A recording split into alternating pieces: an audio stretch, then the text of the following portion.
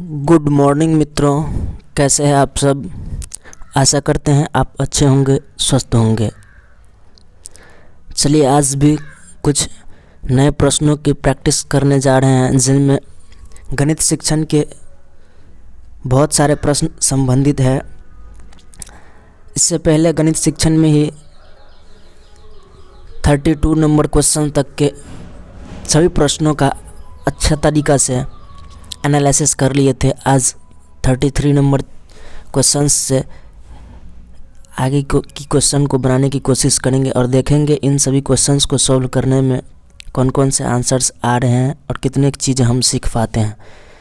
तो जो भी मित्र चैनल पे नए हैं वो चैनल को लाइक और सब्सक्राइब कर लीजिए, जिससे जो भी न्यू वीडियो अपलोड होते रहे तो आपको हर वीडियो का नोटिफिकेशन मिलते रहे। चलिए 33 नंबर क्वेश्चन है, गणित का पाठ्यक्रम में महत्व है। क्या है? गणित का पाठ्यक्रम में महत्व है क्योंकि यह विज्ञान शिक्षण में सहायक है, बालक की तर्कात्मक सोच का विकास करता है या तर्कात्मक सोच के विकास करने में सहायक है, व्यवहारिक जीवन में उपयोगी है या उपरोक्त सभी है। तो देखिए गणित का जो मुख्य रूप से संबंध होता है, जो भी उनका योगदान होता है, लगभग हर विषयों में कार्य होता है, हर जगह कार्य होता है। जिस तरह से पिछले वीडियोज में एक क्वेश्चंस का ऑप्शन देखे थे कि गणित का संबंध हर एक विषय से जुड़ा हुआ था और किस तरह से जुड़ा उनको हम अच्छी तरीक़ा से परिभाषित भी किए थे। उसी तरह यहाँ देखिए कि करा गणित पाठ्यक्रम में महत्व है, विज्ञान शिक्षण में भी सहायक होता है, बालक के तर्कात्मक सोच का विकास करने में तो गणित महत्वपूर्ण भूमिका अदा करती है, व्यवहारिक जीवन में उपयोगी गणित तो व्यवहारिक जीवन में बहुत ही महत्वपूर्ण योगदान रखता है, क्योंकि गणित के बिना हमारे बहुत सारे कार्य ऐसे हैं जो अधूरे रह जाएंगे। हर कार्य में गणित की उपयोगिता होती है, लेन देन हो, उधार हो, कहीं आने जाने की समय की बात हो, दूरियों की बात हो। अर्थात कहने का तात्पर्य हुआ कि गणित का पाठ्यक्रम में इस तरह महत्व है कि हर जगह इनका प्रयोग होता है, चाहे वह विज्ञान की शिक्षण में की बात हो या बालक की तर्कात्मक सोच के विकास की बात हो या व्यवहारिक जीवन की। तो क्या कहेंगे, उपरोक्त सभी इनका आंसर हो जाएगा। चलिए नेक्स्ट क्वेश्चन देखते हैं। क्वेश्चन नंबर 34 है, एक अच्छा गणितज्ञ होने के लिए ... ज़रूरी है। एक अच्छा गणितज्ञ होने के लिए क्या ज़रूरी है, इनको देखिए। एक अच्छे गणितज्ञ की क्या विशेषताएं होनी चाहिए? सभी अवधारणाओं को समझना, लागू करना और उनमें संबंध स्थापित करना। जी ऐसा तो होना चाहिए कि जो भी अवधारणा हो, जो भी विषय वस्तु हो, उनको अच्छी तरीक़ा से समझना और फिर उनसे संबंधित समस्याओं को हल करने के लिए बहुत सारे नियमों को, बहुत सारे उदाहरणों को लागू करना, ऐसा गुण तो होना चाहिए। सवालों के उत्तर देने के तकनीक में निपुणता होना चाहिए, ये भी थोड़ा थोड़ा सही है। उन सवालों को हल करने की तकनीक भी आना चाहिए। अधिकतर सूत्र याद करना, ऐसा तो नहीं है कि रटने के लिए विद्यार्थी को कहेंगे और सूत्र याद करने के लिए तभी सवाल बन पाएगा। बहुत जल्दी सवालों को हल करना ये कोई अच्छी विशेषता नहीं है। रह गया फर्स्ट नंबर और सेकंड नंबर। फर्स्ट और सेकंड नंबर में अब देखिए कौन से अच्छा लग रहा है और कौन होना चाहिए। फर्स्ट नंबर कहता है सभी अवधारणाओं को समझना, लागू करना और उनमें संबंध बनाना।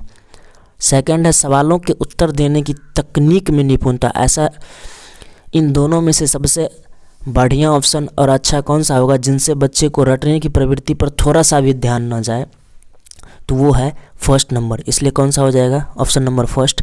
सेकंड को इसलिए छाटे क्योंकि सवालों के उत्तर देने की तकनीक में अर्थात ट्रिक्स में, ट्रिक कितने देर रहता है, बस अभी सीखे कल भूल जाएंगे। इसलिए ट्रिक पर ज़्यादा ध्यान न दे करके, तकनीक पर ज़्यादा ध्यान न दे करके उनकी अवधारणाओं को समझने की कोशिश करेंगे, उसकी मूल भाव को समझने की कोशिश करेंगे, जिससे कि हमें दिनों दिन तक याद रहे, बहुत दिनों तक याद रहे, लंबे समय तक। इसलिए कौन सा हो जाएगा, option number first. Option number first इसका आंसर हो गया। चलिए सेकंड क्वेश्चन देखते हैं अगला। गणित में बेहतर होने के लिए एक व्यक्ति को ... आवश्यकता होती है। गणित में आप अच्छे कब कर पाएंगे, आप अच्छे कब कर पाएँ और आप अच्छे करने के लिए गणित में कौन कौन सी चीज़ों को सीखेंगे, इनसे संबंधित कुछ प्रश्न है। देखिए, गणनाओं में प्रवीणता की बेहतर होने के लिए गणनाओं में प्रवीणता अर्थात काउंटिंग आना चाहिए। अमूर्त चिंतन और तर्कसंगत विवेचन द्वारा समस्याओं को बनाने और उन्हें सूत्रबद्ध करने की, यस ये तो पॉइंट बहुत ही अच्छा लग रहा है, इनको पकड़ के रखिए। नेक्स्ट पॉइंट देखिए, सूत्र याद करने की। सूत्र तो कभी याद करने वाले क्वेश्चंस ऑप्शंस को हमेशा काट देंगे। हल याद रखने की, हल कितना देर याद रखेंगे, कितने प्रश्नों का हल याद रखेंगे। आप 2 प्रश्न, 4 प्रश्न, 5 प्रश्न का याद रख लेंगे। और ऐसा तो नहीं है कि हर चैप्टर में, हर टॉपिक में बहुत सारे प्रश्न होते हैं। तो ये 3rd नंबर और 4th नंबर, ये छट ही गया, रह गया फर्स्ट और सेकंड में फर्स्ट है गणनाओं में प्रवीणता। ऐसा नहीं है कि गिनती में प्रवीणता आपके अंदर है, गिनती अच्छी तरीक़ा से आता है तो आप गणित सीख गए, इसलिए कौन सा हो जाएगा, ऑप्शन नंबर, सबसे अच्छा पॉइंट्स कौन सा हो जाएगा, ऑप्शन नंबर बी, कि अमूर्त चिंतन और तर्कसंगत विवेचन द्वारा, अर्थात अमूर्त चिंतन, जो सामने में वस्तु नहीं है उनके बारे में भी अच्छे तरीक़ा से सोच लेते हैं, इस तरह का गुण हमारे अंदर होना चाहिए, तब हम गणित को अच्छी तरीक़ा से सीख पाते हैं। इसलिए अमूर्त सोच और तर्कसंगत विवेचन होना चाहिए। समस्याओं को बनाने और उन्हें सूत्रबद्ध करने का, सूत्रबद्ध का मतलब हो गया कि सूत्र से उसे दूर करना चाहिए। ऐसा नहीं है कि उनमें सूत्र लगाकर, सूत्र याद कर, रट कर ही बच्चे बनाएं। ऐसा इस तरीक़ा से सवाल हल सॉल्व करें कि सूत्र नहीं भी याद रहे फिर भी बच्चे अच्छी तरीक़ा से आसानी से उन्हें हल कर पाए। ऐसा चिंतन अंदर पैदा, ऐसे चिंतन को हम विद्यार्थियों में पैदा करेंगे। चलिए, तो कौन सा हो गया, ऑप्शन नंबर सेकंड यहाँ आंसर हो गया। चलिए, नेक्स्ट क्वेश्चन है, गणित की प्रकृति एवं संरचना में निम्नलिखित विशेषता नहीं होती है। नेगेटिव पॉइंट है कि गणित की प्रकृति एवं संरचना में क्या विशेषताएं नहीं होती है। गणित की विषय वस्तु में सामंजस्यता है, जी होती है, इनको पकड़ के रखिए आप।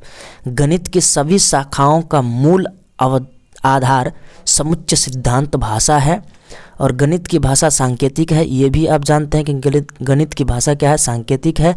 गणित के निष्कर्ष निश्चित एवं तर्कसंगत होते हैं। जी निश्चित होता है कि 2 और 2 बराबर 4 होगा तो होगा ही, या 5 और 6 को ऐड करेंगे तो 11 होगा तो 11 होगा ही, ये निश्चित होता है।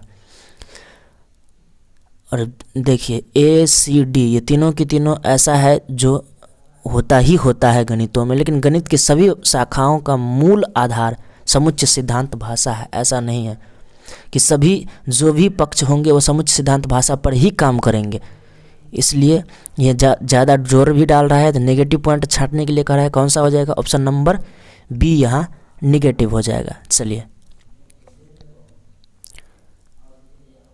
नेक्स्ट क्वेश्चन है, गणित विषयों में होने वाली क्रियाएं, गणनाएं एवं सिद्धांतों का अध्ययन यथार्थ में किस प्रकार की प्रक्रियाएं हैं। मानसिक प्रक्रियाएं, मौखिक प्रक्रियाएं, लिखित प्रक्रियाएं, इनमें से कोई नहीं।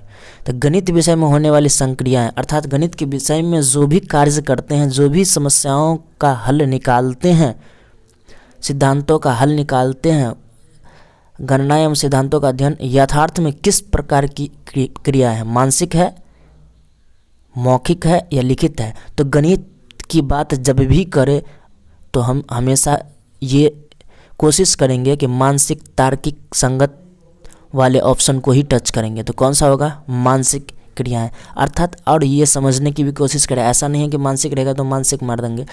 गणित के विषयों में जो भी क्रियाएं होती हैं, गणित के विषय में जो भी संक्रियाएं होती हैं, जो भी आगे हम कदम उठाते हैं सवालों को सॉल्व करने का, समस्याओं को समाधान करने का, तो हमें हमेशा मानसिक स्थिति का ज़रूरत, संतुलन होना चाहिए। मानसिक स्थिति हमारा अच्छा रहता है और हमें हमेशा मानसिक निरूपण से ही कार्य करना चाहिए। और गणित में तो यह लगभग में मानसिक रूप से ही हर कार्य को करना होता है, इसलिए कौन सा हो जाएगा, ऑप्शन नंबर ए हो जाएगा। चलिए, नेक्स्ट है, गणित शिक्षण में कौशलात्मक उद्देश्य के विशिष्टीकरण का उदाहरण है गणना करना, निष्कर्ष निकालना, गणितीय आकृतियाँ बनाना। देखिए, गणितीय कौशलात्मक अर्थात चीज़ों को क्रिएट करना, बनाना, किसके अंतर्गत आ जाएगा, गणितीय आकृति के अंतर्गत। कौशलात्मक, कौशल को सीखना, कौशलात्मक उद्देश्य का मतलब हो गया जो कोई भी कार्य को क्रिएट करने, क्रिएटिविटी, अर्थात क्रिएटिव माइंड का किसके अंतर्गत पाया जाता है। ये क्रिएटिव माइंड्स या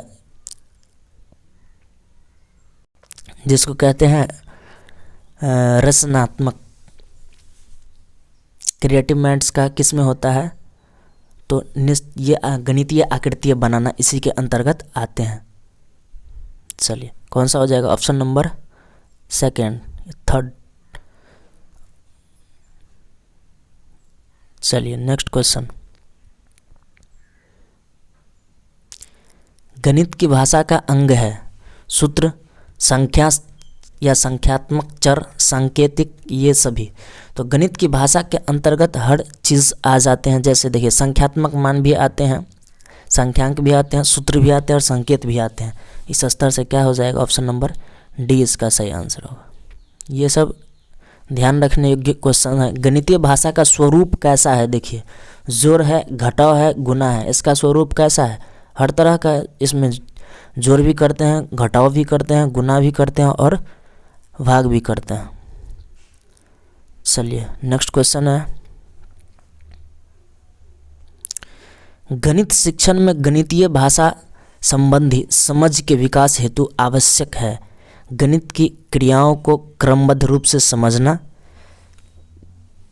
विभिन्न दशाओं में गणितीय समस्याओं को समझना, प्रत्ययों को संकेतों एवं प्रकट करने की समझ रखना या समझाना। देखिए गणितीय शिक्षण में गणितीय भाषा संबंधी समझ के विकास हेतु, अर्थात गणित शिक्षण जो हम सीखते हैं, गणित शिक्षण के सवालों को सॉल्व करते हैं, उनमें गणितीय भाषा संबंधी समझ कैसे विकसित हो, इस स्तर से आपको सोचना है कौन कौन से ऑप्शन सही है।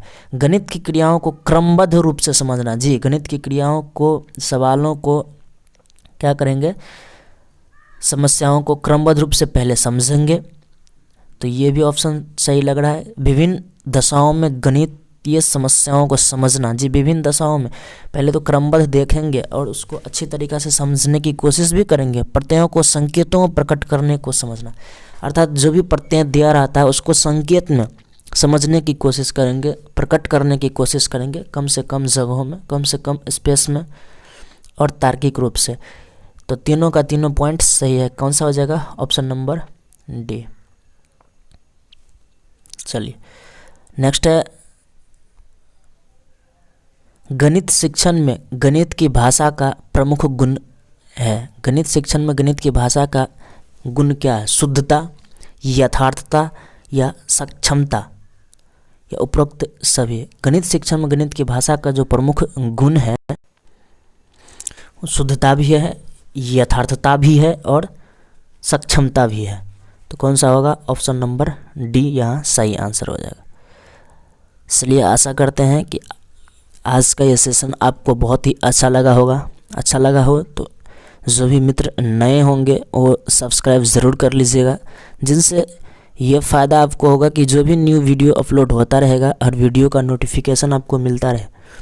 आप इन सीरीज़ों को अच्छी तरीक़ा से समझते रहिए, करते रहिए। आप गणित शिक्षण के हर एक प्रश्नों को सॉल्व करने में बहुत ही निपुण हो जाएंगे। आपके आने वाले एग्ज़ाम्स के लिए ये इस तरह के क्वेश्चन बहुत ही महत्वपूर्ण हो जाते हैं। आप थ्योरीज़ को कितना भी पढ़ लीजिए और उनसे निकलने वाली निचोड़ जो होती है वो MCQs ही होती है, इसलिए आप हर एक MCQs को अटेंड करिए, MCQs छोड़ने की कोशिश नहीं कीजिए। चलिए मिलते हैं नेक्स्ट वीडियो में नए कंटेंट के साथ। Thank you.